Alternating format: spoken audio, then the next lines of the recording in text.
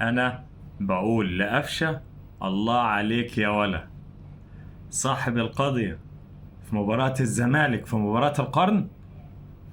عملها تاني النهاردة مع بيراميدز وعمل القضية وفي نفس الدقيقة 86. الله عليك يا قفشة، الله عليك يا ولا. أنا نفسي في الوقت ده أشوف اتنين، أشوف فطوطة واللي بيشرب المية المعدنية. اوه بيراميدز بيراميدز وهيفوز، وجه عليا اليوم اللي هشجع فيه بيراميدز. اديك شجعت بيراميدز، حصل فزت. ايه اللي حصل؟ فاز 2-1 زي ما انت قلت. ايه اللي حصل؟ اهو اتغلب. انا عايز اشوف شكل الاتنين دول بس دلوقتي عاملين ايه. مش عايز اشوف حاجة تاني. فرحة الفوز بتاعت النادي الاهلي قصادها ان انا اشوف شكل الاتنين دول، مفيش حاجة تاني. عايز تشجع شجع زي ما انت عايز، مفيش مشاكل. بس هو مين؟ الاهلي. انه الاهلي يا سادة. هتعملوا ايه؟ ولا حاجة. مش فرقة بتخاف وتنسحب، ولا فرقة مستنية مساندة من الحكام. فرقة فعلا بتفوز على أرض الملعب بمجهودها ومجهود لاعبتها. هو ده النادي الأهلي.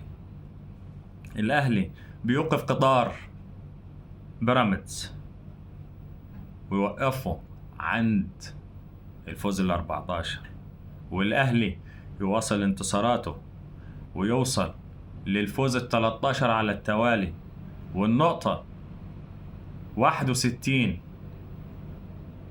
إنه الأهلي يا سادة. كده انتهت انتصارات بيراميدز بإيده بإيد غيره بمساعدة الغير. وقف، واللي وقفوا النادي الأهلي. عرفتوا ليه النادي الأهلي كبير وكبير أفريقيا؟ لأنه ما بيوقفش على حد وما بيوقفش على أندية وما بيخافش من أندية. مش زي الناس ما بتقول إنها بتخاف. فرقة الأهلي ما بيخافش. انتوا اللي بتخافوا وتنسحبوا، يا اما تاخدوا الكور وتخبوها، يا اما عايزين تضيعوا وقت. انا مش هتكلم تاني، خلينا في فرحة فوز الاهلي على بيراميدز النهاردة. الف الف الف مبروك لجمهور النادي الاهلي. فوز النادي الاهلي على بيراميدز مش هنقول ان هو كان صعب، بالعكس ده هي المباراة كانت في ايدين ورجلين لاعيبة النادي الاهلي، ما كانتش براهم. بس الاهلي حب يشد، عمل الفرق ووضح ان هو لما بيحب يلعب وبيجيب اهداف بيجيب، ما بيوقفش على حد ومش هيوقف على اندية.